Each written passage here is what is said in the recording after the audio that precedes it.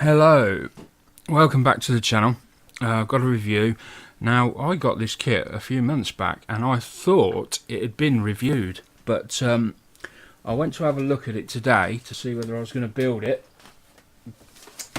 and it has, the bags have not been opened at all, and they're the type that you can't reseal. Well, you can reseal any bag, but it's an old one.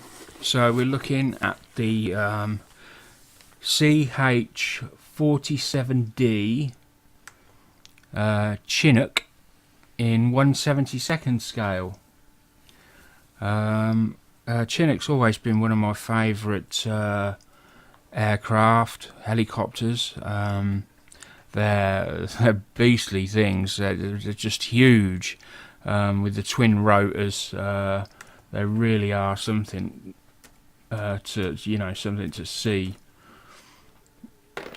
Just bear with me a second. I'm just trying to do two things here at once because, as usual, I got everything prepared, and then I always manage to forget to prepare something. And this time, ScaleMates is not open for me. I normally set it up so it's there, and that way I can refer to it quickly. Hasn't exactly gone as planned today, so let's just put this in. CH-47D CH-47D. You've got to be so specific on ScaleMates, because one wrong place can make all the difference. So we've got the Trumpeter version, of which they've 7 apparently, and I can see that it's that one there. So the kit number for this one is 01622 apparently. I just want to confirm that. Yep, so that's right.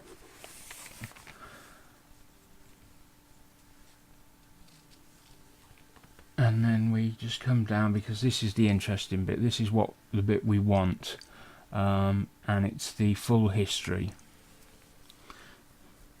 So this is the bit I should have done earlier, but I am ill prepared. I'm not very good at stuff like this, I'll be honest.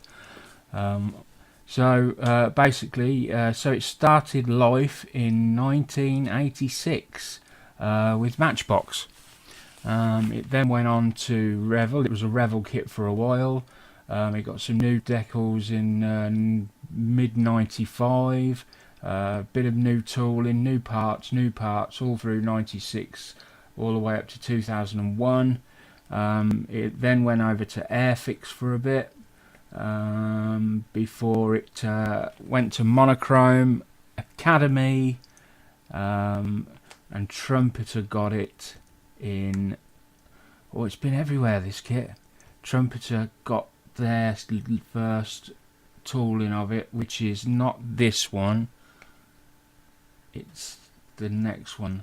They got it in 2008, and then they brought out this version late 2008. So this kit has been everywhere. Like the Chinook itself, it's travelled all over ScaleMates, and this brings up a good point that I wanted to make. People often complain about, I build a lot of Revell kits. I like Revell, and I like Airfix as well. Yeah, they've made some really duff kits, and I'll be the first to admit that. But I like them. I can't help it. I like the plastic. I like. I've just, all I've built is Revell. Really, I've had the odd smattering of Meng, which was like a really great kit after building Revell. So I'm not saying Revell are the greatest kits. No, don't get me wrong. They're, sometimes they can be awful. But I think they get a bit of a hard rap. And so anyway, I'm rambling on. My point is that most of these kits have been all over the place. But sometimes people don't mention that. Like, if I'd have been reviewing this and it had been in a Revel box, would people then be slating it and saying that it's a bad kit? Yeah, you know, it's the same kit in a different box, and now maybe it's not so bad. I mean, I don't know. This is just a hypothetical question, but that's how it seems to me sometimes. Kits are automatically branded as bad when they've got a different clothes on. But you know, that's just my opinion, and we know what opinions are like, and my my opinion isn't worth much. So there we go. You know, it's food for thought, I think. You know, it's a valid question. Maybe somebody can answer it. Maybe I'm looking at this wrong, and somebody can put the perspective on it, so I understand why it is the way it is. But anyway, let's carry on. Oh, so I'm just gonna pop this lid off. I've already got the instructions out. I'll swap that over there. So, I'm going to take that half out of there, and that half out of there. I think this is going to be my next build. I've only ever built one helicopter, and it was a disaster, so you know, it doesn't bode well, but we'll see. So this is a, as I say, Trumpeter 1/72 scale Chinook. Just gumph there on, you know, what the symbols mean, and it's one of these ones that spread out. I don't like these ones that spread out. I prefer to have just the, you know, the pages as they turn. So I've not done much with helicopters, so I'm going to just show you this and try and work my way through it. This is, I don't know, is it called a cockpit on a helicopter? This is where they sit. This is the viewing area. We'll call it the viewing area, and that's their viewing seats. And then we've got this big base, the bottom of the helicopter, and these doorways that obviously go throughout, and that's all going together there. Then we've got I just need to go back to that, make sure that I'm still recording. Yeah. Then we've got this, they look like toilet seats going in, but and benches, I would guess they're benches going in, all coming together there with the rotor sections going in, I think. We've got an engine going on there, an engine going on there, and an engine going on there. I really don't know, as it probably is evident.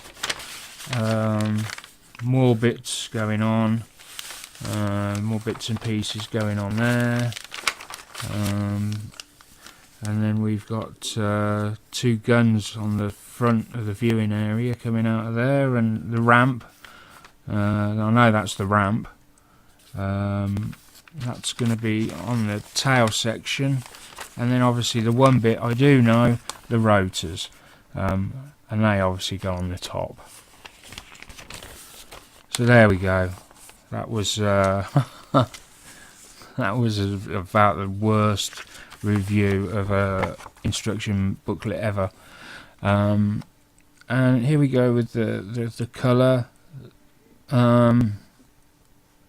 I'll be honest, I'm not a fan of just plain green. I'll have a look and see if there's something else I can do. I like the yellow tips on the rotor blades, that is nice, but this plain green it's exactly as it's called, olive drab. It is drab. I mean, I know that they're in theatres of war, they're not there to look pretty, and it's not a circus or a fairground. They're there to be disguised and hid, and I think no, I think there's a Chinook out there that's got like a splinter camo on it, which looks quite smart. I do like the look of that. It's whether I can put that on there or not. So I'll look into that. If anyone that's watching this knows, let me know. That'd be great. And if you could even include a link to a picture or something, that would be even better. So thanks for that in advance. So let me pop that to one side. And first up, we're going to have a look at the once it gets into focus. So we've got the first part of the, can we zoom in at all? No. So we've got the first part of the exterior fuselage, and I'm just seeing whether they are recessed. I thought for a horrible minute there they were all going to be raised panel lines. That wouldn't have been nice.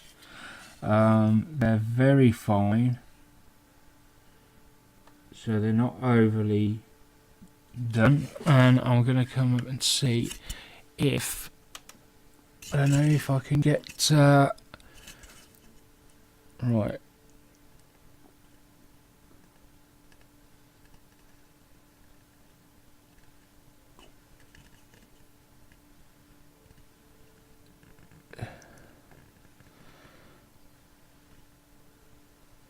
I don't know if you can see that.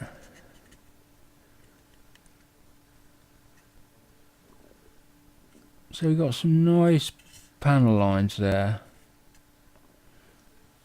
Very nice. And then on the bottom, similar, the same sort of panel lining. Video's a bit jumpy, so I'm going a bit slower. So trying to give it time to catch up. Sink marks, they seem to have rubbed them out in the centre. Somebody's been along and got rid of them by the looks of it. It's got doesn't seem to be any sharp edges. A little bit burry there, so you know it's going to need a little rubbing down, as it were. We'll just check the other side. And the other side's slightly different, actually. So now we've got some raised little tiny, I don't know what these are, but so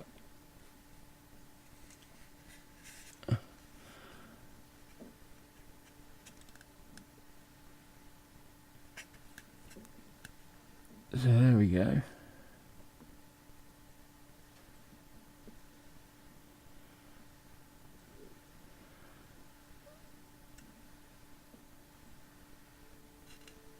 We'll just come back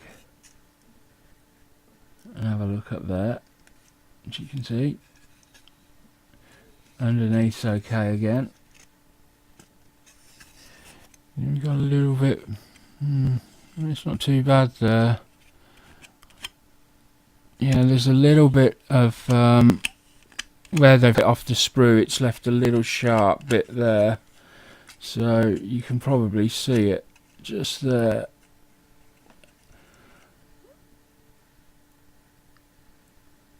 No, is it going to focus in? Is it? It's struggling tonight. It's struggling to keep up tonight for some reason. There we go. So that's them two. I'm going to leave them there to help the camera focus while I do that, because otherwise it's going to keep struggling. Right. I'm going to use scissors today.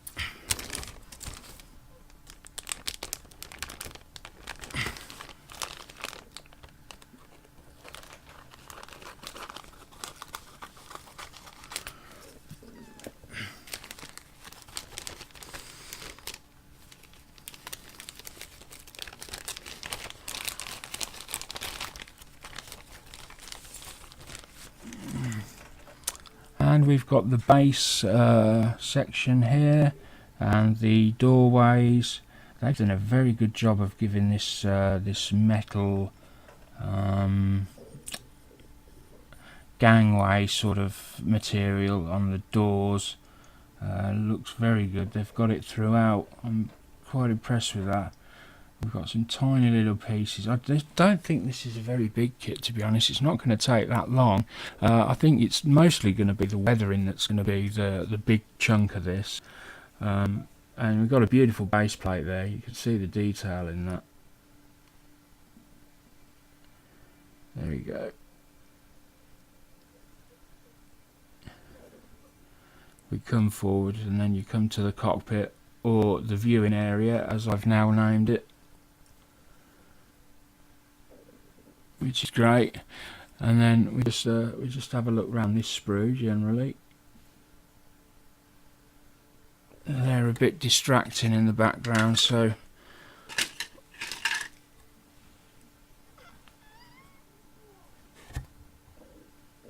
come on. There we go. So we've got various bits and pieces there. I have no clue what they are. That looks like a handle. That looks like a Star Trek comm badge. But obviously it wouldn't be, because that would be too big at that size. And there's the wheels. The wheels are single piece, and they do have, they've got a tread on either side, but you can see a line around the middle where they've sort of gone together, so maybe that will buff out, I don't know. Here's the rotor section that goes on the roof of the oh, where is it? There we go. There's your two rotor sections.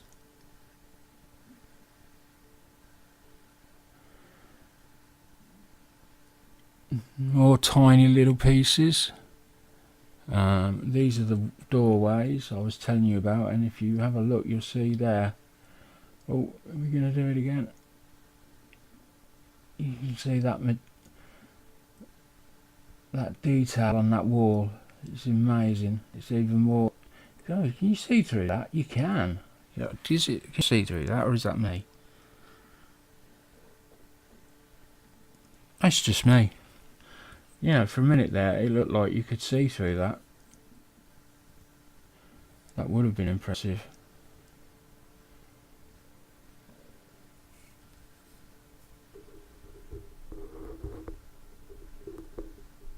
There we go. And then the other bits and pieces there, and then we just fall away, so you can get an overall feeling for the sprue. There we go.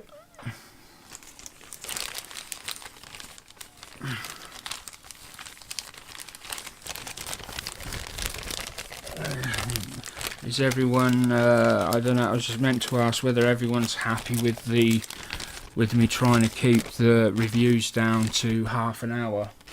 I mean, obviously some of the bigger kits it might not work, but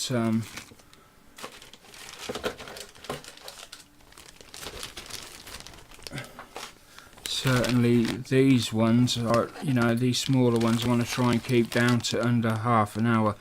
This one may run a tiny bit longer, purely because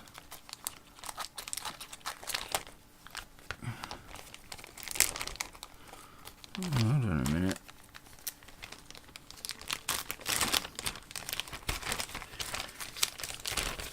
You can open these bags.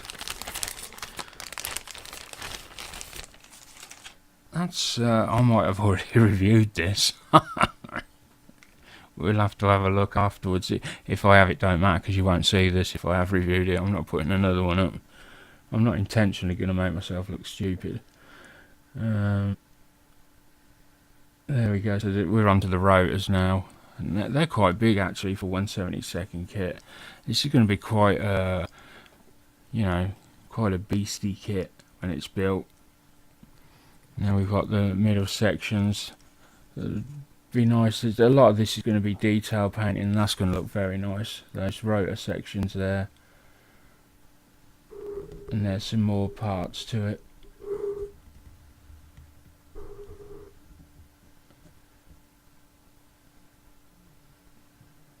No burring or anything, no flash on them. It's amazing. Is that an instrument panel? Come on, focus in. I think that's an instrument panel. I can't tell because I'm watching the screen the same as everybody else. Willing it to come into focus. There we go. Came in for a second there. There we go. It looks like an instrument panel. I don't know. And these are obviously the fronts of the engines or the backs of the engines. On the end there, these cones. They've got some sort of metal gauze going on. Microphone's getting in the way now.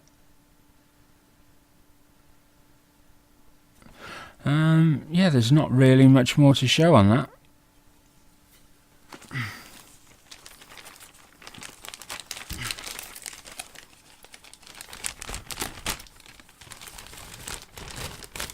Mind you, this might be a better review than the last one. I don't think I've reviewed it. I'm sure I haven't. I normally write on the box when I've reviewed them. So we've got some 2 metal pins in here. 2 metal pins and what look to be 2 sort of engine mounts. I'm not going to take them out because they've obviously been bagged up separately for a reason. You can see everything on them through the bag, unless this one's resealable as well. Let's have a look. I thought they were like the old style bags where they're just heat. Oh yeah, it will come out just so. These are a bit fragile. The sprue gates on them are a bit fragile, so I don't know.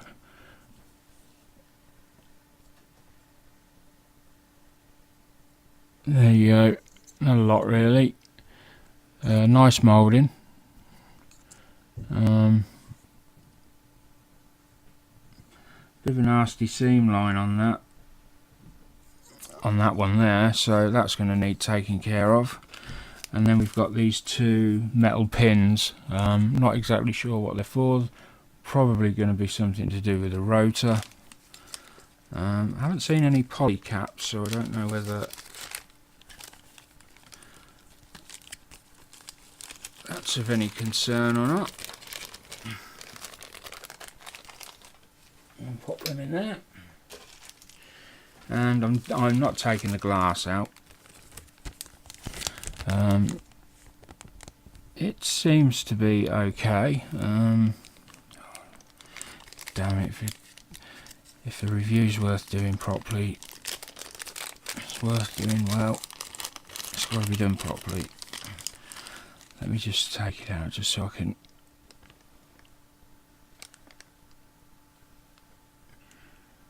Yeah, they're nice and clean.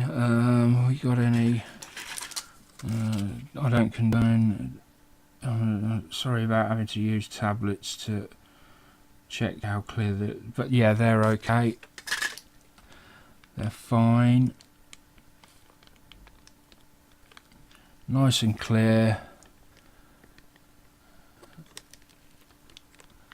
And then these ones is just the curvature of the glass. You're not going to really see anything out of them. And then obviously you've got the front, which is the...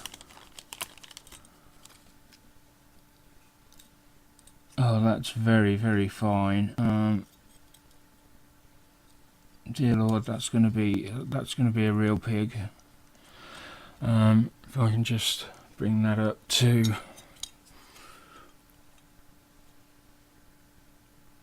Just let me turn off this lamp onto the low setting and see if that helps. In fact, turn it off just for this.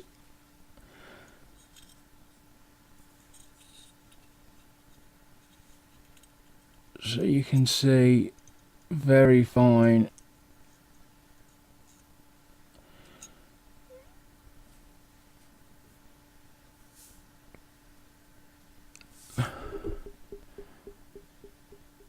Come on.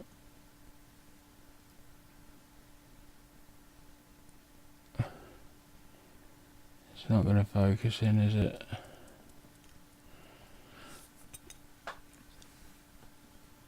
But there's a lot of there's a hell of a lot of masking needs doing there. Oh no, I'm not looking forward to that. That's going to be a real problem. If I do this kit next, that's going to be tackled first so that it stays clean. And all we've got left now is the decal sheet. Not many decals on this. Just pop the light back on. This is just I can't remember who does the decals. Let's see if we can see.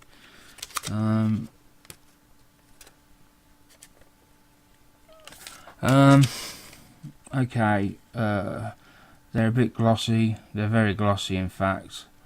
I haven't got very high hopes for these. I don't know why.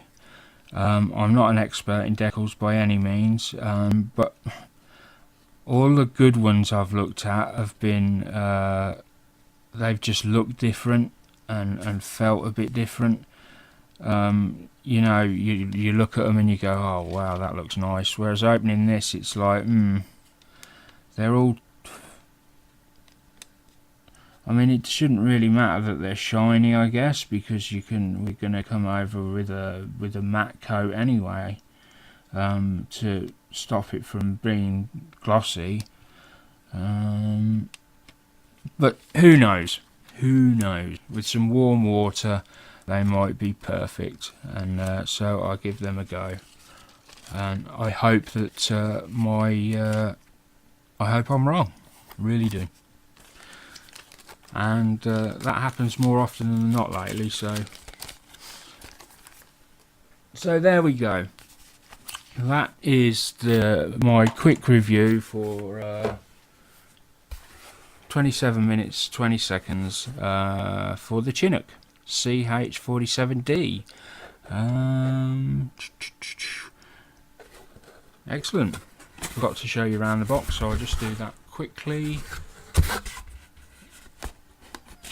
Not a lot to see, and there we go.